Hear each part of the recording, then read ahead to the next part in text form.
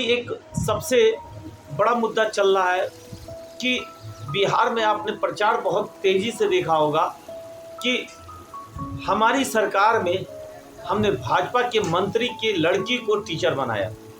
यानी इसके मतलब साफ स्पष्ट है कि वो फाइट हम लोग से नहीं किया, डायरेक्ट उसको बनाया गया, यानी उसको पास किया गया, उसको जबरन टीचर बनाया गया।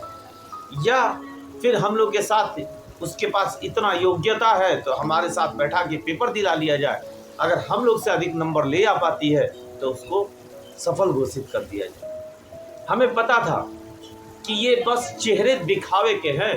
कहा की बात करते हैं ना कि जमीनी पत्रकार हैं। किस चीज़ के जमीनी पत्रकार हैं? शाना बिहार किस बात से आप अपने आप को कह सकते हैं? जब इसी बिहार में लाठियां शिक्षकों ने खाया, वो शिक्षक जो गर्भवती थी उसके ऊपर लाठी तक गिरा और आपकी पत्रकारिता आवाज उठाने तक नहीं आई, तो आप पत्रकार ही नहीं हो। जब आपने अपने पत्रकारिता का ही कर्तव्य नहीं निभाया तो हम आप बीपीएससी टीआरई 1.0 2.0 में जो धांधली हुई है, 3 करोड़ का अभी भी खेला बाकी है। यानी 3 करोड़ से ऊपर पैसे भर्ती प्रक्रिया के नाम से लिए गए थे और उसको क्लियर नहीं करा पाया गया, जिसके कारण पैसे वापस की मांग हो रही है, जो कि 10 मार्च तक पैसे वापस करने का एक कहा गया था कि 10 मार्च तक आप लोग का पैसे वापस हो जाएगा जब जिनकी सीटें नहीं प्रॉपर हो पाई हैं। अब सोचिए, इसमें उस व्यक्ति का नाम है जो आयोग में पेपर लिया, जो आयोग का सबसे बड़ा अधिकारी था और पूर्व अधिकारी था, जिसने भाषा अर्हता को शून्य किया था, जिसने अनेकों आरोप लगाए थे। इस व्यक्ति के ऊपर भी सूचनाओं के मुताबिक एफआईआर दर्ज हो चुका है। आप सोचिए कि सूत्रों द्वारा बताया गया, सूत्रों के हवाले से हमें पता चला है कि इनके ऊपर एफआईआर दर्ज हो चुका है और जल्द ही इनको जेल जाने की भी नौबत आ सकती है। हम लड़ रहे हैं एक एक पॉइंट पे, एक एक मुद्दे पे, कि ताकि जो सफलता है हर व्यक्ति को सही तरीके से। बीपीएससी टीआरई 1.0 2.0 में बहुत बड़ी धांधली हुई थी, जो कि 3.0 में उतनी बड़ी धांधली नहीं हुई। अगर इसको सही प्रक्रियाओं के तहत अगर जांच किया जाए तो इसमें सबसे ऊंचे अधिकारी से लेकर निम्न अधिकारी तक, तथा इसमें बहुत सारे ऐसे व्यक्ति होंगे जो कि सरकारी रूप में कार्यरत हैं, वो भी पकड़े जाएंगे। अभी एक सबसे बड़ा मुद्दा चल रहा है कि बिहार में आपने प्रचार बहुत तेजी से देखा होगा कि हमारी सरकार में हमने भाजपा के मंत्री की लड़की को टीचर बनाया। यानी इसके मतलब साफ स्पष्ट है कि वो फाइट हम लोग से नहीं किया, डायरेक्ट उसको बनाया गया, यानी उसको पास किया गया, उसको जबरन टीचर बनाया गया। या फिर हम लोग के साथ उसके पास इतना योग्यता है तो हमारे साथ बैठा के पेपर दिला लिया जाए, अगर हम लोग से अधिक नंबर ले आ पाती है तो उसको सफल घोषित कर दिया जाए। हमें पता था कि ये बस चेहरे दिखावे के हैं। कहा जाता है ना, खाने के चेहरे कहीं और होते हैं, दिखावे के चेहरे कहीं और होते हैं। जैसे कि अभी मनीष पत्रकार जी ने किया था हम सभी लोग के सामने, उन्होंने रिंकिया के पापा को अपना बड़ा भाई बोला था और कहा था कि मैं जेल के दौरान इन्होंने मेरी बहुत मदद और सुरक्षा किया। ये मेरे बड़े भाई हैं जो दिल्ली से चल के आए हैं। और जब आज उन्होंने भाजपा से कितना प्रयत्न किया टिकट प्राप्त करने का और उनको टिकट प्राप्त नहीं हुआ, तो आज रिंकिया के पापा को भी बुला दिए।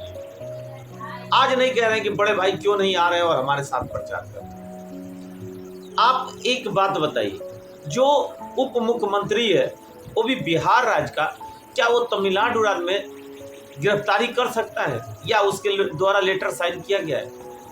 अगर मनीष कश्यप किसी भी प्रकार का लेटर या पत्र दिखा दे कि बिहार के उप मुख्यमंत्री तेजस्वी यादव द्वारा कोई लेटर दिया गया हो, कोई बात कही गई हो या उनके द्वारा हस्ताक्षर किया गया हो, यदि 2 राज्यों के बीच लेन देन का भी मैटर होता है तो मुख्यमंत्री के और दूसरे राज्य के मुख्यमंत्री के बीच होता है। क्या इस पर्दे को समझ रहे हैं? ये व्यक्ति वही है जो कि चेहरे के आगे नकाब लगा के आ चुका है और ये दिखाने की कोशिश कर रहे हैं कि हमें अगर पूर्वी चंपारण ने जिताया तो हम इसको 2 लाख नौकरियां देंगे। इनसे पूछिए नौकरियां कहाँ देंगे, कैसे देंगे, कहाँ नौकरियां रखी हैं, नहीं बता पाएंगे। आपको भी पता है एक सांसद का पावर कितना होता है, नौकरी देने का पावर है कि नहीं, और कितनी नौकरी देने का पावर है। तो बिहार राज्य में यदि पूर्वी चंपारण को ही पूरे युवाओं को फ्लाइट में घुमाने लगे तो हर युवा बिहार का अपने आप सक्सेस होगा। इन्होंने कहा है ना कि हर एक युवा को फ्लाइट, यानी फ्लाइट छोड़िए, उन्होंने कहा कि हेलीकॉप्टर में घूमेंगे सब। कैसे घूमेंगे कि इनके पास इतना रोजगार होगा, इतना सब कुछ होगा कि हेलीकॉप्टर निजी खरीद लेंगे। हमको दिखाइए, हमें भी पता है। आज बिहार में शिक्षा विभाग में इतनी बड़ी जो धांधली हुई, उसमें आपने कहीं पत्रकारिता नहीं की, कहीं नहीं बताया कि नहीं हमारे शिक्षकों के साथ जो दर्द है वो बहुत बड़ा दर्द है। आपने दिखाने का ही नहीं प्रयास किया, और ऊपर से आपने ये कह दिया कि अरे शिक्षकों मेरे को माफ़ करो, मैं आप लोग के साथ नहीं आऊँगा, आप लोग मेरे को फंसा दोगे, आप लोगों ने मेरे को फंसाया। अब उप मुख्यमंत्री से छूट के हम शिक्षकों पे आ गए कि हम शिक्षकों ने इनके करियर को बर्बाद किया। तो मैं पूर्वी चंपारण के एक एक टीचर से अनुरोध करता हूं कि दिखा दीजिए मनीष पत्रकार जी को कि एक टीचर के अंदर क्षमता कितना होता है, पावर कितना होता है, और वो किस आधार पे अपनी नौकरी की लड़ाई लड़ रहा था। हर एक टीचर से मेरे को अनुरोध है, जो टीचरों के खिलाफत खड़े होकर इन लोगों ने पत्रकारिता किया, जो शिक्षकों के हक में नहीं आए, जमीन इनकी पत्रकारिता की बात करते हैं ना कि जमीनी पत्रकार है, किस चीज के जमीनी पत्रकार है? शन ऑफ बिहार किस बात से आप अपने आप को कह सकते हैं? जब इसी बिहार में लाठियां शिक्षकों ने खाया, वो शिक्षक जो गर्भवती थी उसके ऊपर लाठी तक गिरा, और आपकी पत्रकारिता आवाज उठाने तक नहीं आई, तो आप पत्रकार ही नहीं हो। जब आपने अपने पत्रकारिता का ही कर्तव्य नहीं निभाया तो हम आप पे विश्वास कैसे कर सकते? आप बोलते हैं कि आप इंडियन आर्मी के पुत्र हैं, आपके पिताजी इंडियन आर्मी में जवान थे, तो आपने तो इंडियन आर्मी में जो अग्निवीर आया उसको नहीं रोक पाए।